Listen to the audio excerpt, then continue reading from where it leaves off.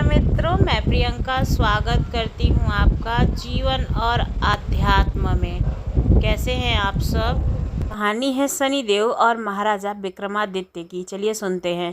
जो भी नर नारी इस शनिदेव की कथा को स्वयं पढ़ता है या फिर किसी के द्वारा श्रवण करता है, उसके सभी संकट दूर हो जाते हैं, संसार के सभी सुखों की प्राप्ति होती है। प्राचीन समय की बात है। सूर्य, चंद्रमा, मंगल, बुध, बृहस्पति, शुक्र, शनि, राहु और केतु अर्थात यह 9 ग्रह एक स्थान पर एक पवित्र एकत्रित हुए।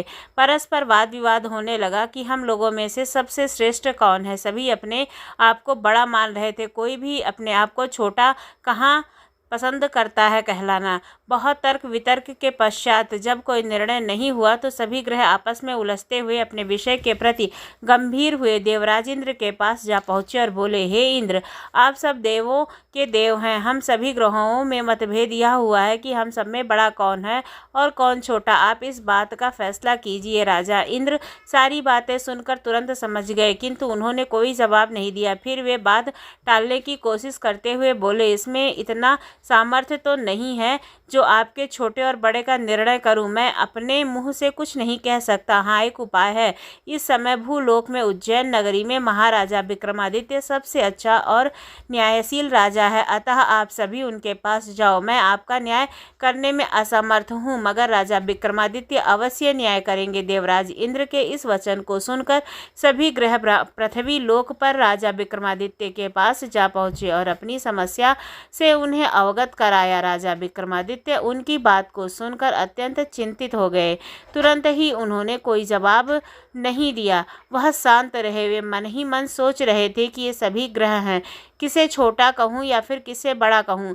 जिसे छोटा कहूँगा वही मुझसे कुपित हो जाएगा। न्याय के लिए जब ये मेरे पास आए हैं तो मुझे न्याय तो अवश्य ही करना चाहिए, पर किस प्रकार मैं न्याय करूँ। शांत चित्त से विचार करने के पश्चात एक उपाय मानस में आ ही गया। फलस्वरूप उन्होंने स्वर्ण, चांदी, कांस्य, पीतल, सीसा, रांगा, जस्ता, आम्रक और लोहा 9 धातुओं के 9 सिंहासन बनवाए और उन सभी आसनों को अपनी राज्यसभा में क्रम से विधि पूर्वक, जैसे सोने का सिंहासन सबसे आगे तथा लोहे का सिंहासन सबसे पीछे रखवा दिया। इसके पश्चात नरेश ने राजा ज्योतिषी को बुलवाकर आदेश दिया कि ज्योतिष ग्रंथों में जिस क्रम में ग्रहों का स्थान है उसी क्रम में ग्रहों के स्थान ग्रहण करने की प्रार्थना की जाए। इस प्रकार सबसे उत्तम तथा सबसे आगे रखा हुआ स्वर्ण का बना सिंहासन सूर्य को मिला, चांदी का सिंहासन चंद्रमा को तथा शेष धातुओं के सिंहासन अन्य ग्रहों को मिले। सबसे पीछे रखा हुआ लोहे का सिंहासन शनिदेव को मिला। राजा विक्रमादित्य की इस बात को अपना अपमान समझते हुए शनिदेव क्रोध से लाल हो गए। उनकी भ्रकुटी तन गई, जबड़े खिंच गए, मुट्ठियां खींच गईं। फिर भी वे आग बबूला हो क्रोध में बोले, हे मूर्ख राजा, तू मेरे पराक्रम और मेरी शक्ति को नहीं जानता है। सूर्य एक राशि पर 1 महीना, चंद्रमा 2.25 महीने, मंगल 1.5 महीने, बृहस्पति 13 महीने, बुध और शुक्र 1-1 महीने, राहु और केतु उल्टे चलते हुए केवल 18 महीने ही पर रहते हैं, परंतु मैं 2.5 या फिर 7.5 साल तक रहता हूँ। बड़े बड़े देवताओं को मैंने कठोर दुख और कष्ट दिए हैं। राजन, ध्यानपूर्वक मेरी बात सुनो। मर्यादा पुरुषोत्तम भगवान राम पर जब मैं 7.5 आई तो उन्हें राज त्याग कर वनवास को जाना पड़ा। रावण पर जब 7.5 आई तो राम लक्ष्मण ने लंका पर आक्रमण कर दिया। उनकी श्रीलंका जल गई और रावण ने अपने कुल का नाश कर लिया। हे राजन, अब तुम भी सावधान रहना। 7 विक्रमादित्य ने कुछ सोचकर कहा, हे शनिदेव, मैंने आपकी बुद्धि और विवेक के अनुसार जो उचित न्याय सूझा वह मैंने किया। अब जो होगा वह भी देखा जाएगा। मैं आपकी धमकी से नहीं डरता। जैसे मेरे भाग्य में होगा वो मैं भोग लूँगा, चाहे अच्छा हो अथवा बुरा। राजा का न्याय सुनकर सभी ग्रहों को वहाँ से खुशी खुशी चले गए, मगर शनिदेव क्रोध से भरे हुए नाराज होकर वहाँ से गए। कुछ समय तो ऐसे ही बीत गया, मगर कुछ समय के बाद राजा विक्रमादित्य पर 7.5 ग्रह का प्रवेश हुआ तो शनि देव ने अपना प्रभाव दिखाना शुरू कर दिया। शनिदेव घोड़े के व्यापारी का रूप धारण करके अनेक सुंदर घोड़े साथ राजा विक्रमादित्य की राजधानी उज्जैन आ पहुँचे। राजा ने घोड़े के सौदागर के आने की बात सुनी तो उन्होंने अपने अश्वपाल को सुंदर और शक्तिशाली घोड़े खरीद कर ले आने को कहा। बेहद सुंदर और शक्तिशाली थे वे घोड़े। अश्वपाल उनके दाम सुनकर चौंक पड़ा, उसे गहरा आश्चर्य हुआ। उसने तुरंत राजा को खबर दी। अश्वपाल के कहने पर राजा ने घोड़ों को देखा और एक अच्छा घोड़ा देखकर उस पर से सवारी चढ़ गया। राजा ने घोड़े पर चढ़ते ही घोड़ा तीव्र गति से दौड़ पड़ा। फिर घोड़ा राजा को लेकर एक घने जंगल में जा पहुंचा तथा वहीं राजा विक्रमादित्य को अपनी पीठ से घोड़े पर गिराकर अदृश्य हो गया। उसके बाद राजा बियावान जंगल में भूखा प्यासा इधर उधर भटकने लगा। राजा के हाल बेहाल हो गए। भटकते भटकते बहुत देर बाद राजा ने एक ग्वाले को देखा। ग्वाले से निवेदन करने पर ग्वाले ने प्यास से व्याकुल राजा को पानी पिलाया और एक नगर का रास्ता भी दिखाया जो उस स्थान के समीप ही था। वह वक्त राजा की अंगूठी में एक अंगूठी थी। राजा ने खुश होकर ग्वाले को वह अंगूठी दे दी और फिर शहर की ओर चल पड़ा। राजा नगर पहुंचकर एक सेठ साहूकार की दुकान में जाकर बैठ गया। राजा ने खुद को उज्जैन निवासी और बीका नाम बताया। साहूकार ने राजा को उच्च घराने का समझकर पानी पिलाया।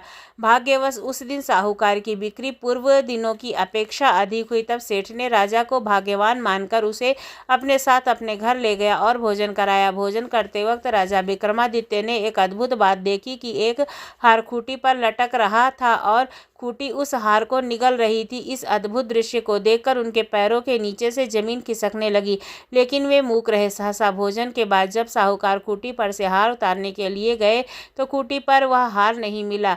तब उसने सोचा कि बीका के अलावा और कोई भी व्यक्ति उसके कमरे में नहीं आया है, अतः हार की चोरी इसी व्यक्ति ने की है। सेठ ने बीका पर चोरी का आरोप लगाते हुए हार लौटाने को कहा, पर राजा ने अपनी सफाई देते हुए कहा कि हे सेठ जी, मैंने आपका हार नहीं चुराया है।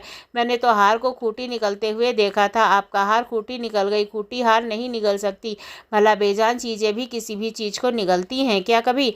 इस पर विवाद बढ़ता गया और सेठ बीका को उस नगर के राजा के पास ले गया और सारी बात कह सुनाई। राजा ने आज्ञा दी कि हार का चोर वही व्यक्ति है, इसके हाथ पैर काट कर चौराहे पर टांग दो। राजा की आज्ञा पाकर उनके सैनिकों ने विक्रमादित्य के हाथ पैर काटकर जंगल में फेंक दिए। फलस्वरूप राजा विक्रमादित्य अपाहिज होकर इधर उधर भटकने लगा। अब बेचारे राजा की हालत ऐसी हो गई थी कि किसी ने रोटी का टुकड़ा मुंह में डाल दिया तो खा लिया, अन्यथा वे भूखे ही रह जाते थे, प्यासा रह जाता था। रास्ते पड़े तेली की नज़र उस पर पड़ी तो उस पर तरस खाकर थोड़ा सा तेल उसके घाव पर लगाने को दे दिया, जिसके फलस्वरूप तेली का व्यापार उसी दिन से प्रगति करने लगा। 3-4 दिन यह क्रम चलता रहा तो तेली ने व्यापार वृद्धि की प्रसन्नता हो आदित्य को अपने घर ले गया और कोल्हू पर बिठा दिया। विक्रमादित्य कोल्हू पर बैठा अपनी आवाज से बैलों को हाँकता रहता। कुछ वर्षों में शनि की दशा समाप्त हो गई। बीका अपनी उदासी काटने के लिए कभी कभी मल्हार राग गाया करता था। एक रात वह वर्षा को देखकर राग मल्हार गाने लगा। उसका गीत सुनकर उस शहर के राजा की कन्या उस पर मोहित हो गई और दासी से खबर लाने के लिए कहा कि देखो तो जरा राग कौन गा रहा है। दासी ने देखा कि कपाहिज व्यक्ति तेली के कोल्हू पर बैठा मल्हार गा रहा है। दासी ने में आकर सारा वृतांत कह सुनाया। उसी समय राजकुमारी ने निर्णय ले लिया कि वह उसी व्यक्ति से शादी करेगी जो मल्हार गा रहा है। प्रातःकाल दासी जब राजकुमारी को जगाने गई तो राजकुमारी ने खाना पीना भी त्याग कर बिस्तर पर पड़ी पड़ी रो रही थी। दासी राजकुमारी का यह हाल देखकर घबरा उठी। वह तुरंत राजा रानी के पास जाकर पहुंची और उसने सारी बातें कह सुनाई। राजा रानी तुरंत राजकुमारी के पास आए और उससे उनके दुख का कारण पूछा। बेटी, तुम क्यों अनशन लिए पड़ी हो? तुम्हें किस बात पर दुख है? जो भी पीड़ा हमसे कहोगी हम तुम्हारा दुख दूर करने का प्रयत्न करेंगे। राजकुमारी ने अपने मन की मनसा राजा रानी को बता दी। बेटी, वह अपाहिज चौरज्ञा है, तेली के कोल्हू में बैल हाँकता हुआ, भला तुम्हें क्या सुख देगा? तुम्हारा विवाह तो किसी राजकुमार से होगा। कहा मानो और अपनी जिद छोड़ दो। मगर राजकुमारी अपनी जिद पर अड़ी रही। राजा रानी के अतिरिक्त परिजनों ने भी राजकुमारी को काफी समझाया, पर राजकुमारी नहीं मानी। वह अपनी जिद पर अड़ी रही। उसने कहा, यदि मेरा विवाह उस व्यक्ति के साथ नहीं हुआ तो मैं अपने प्राण त्याग दूंगी। बेटी की जिद देखकर राजा क्रोधित हो उठा। बोला, तेरी ऐसी जिद है तो तुझे अच्छा लगे वैसा ही कर। फिर राजा ने तेली को बुलवाया, उसे सारा हाल कह सुनाया और तेली को अपाहिज व्यक्ति से अपनी बेटी से विवाह की तैयारी करने का आदेश दिया। तब फिर राजकुमारी का विवाह अपाहिज विक्रमादित्य के साथ हो गया। रानी को जब राजा विक्रमादित्य और राजकुमारी महल में सोए हुए थे तब आधी रात को शनिदेव ने विक्रमादित्य को स्वप्न में दर्शन दिए और कहा, हे राजा, मुझे छोटा बताकर तूने कितने कष्ट और दुख सहे हैं, इसकी कल्पना कर। विक्रमादित्य ने स्वप्न में ही शनिदेव से याचना की, जिसके परिणाम स्वरूप शनि ने प्रसन्न होकर राजा को पुनः हाथ पैर प्रदान किए। राजा गद्गद हो गया।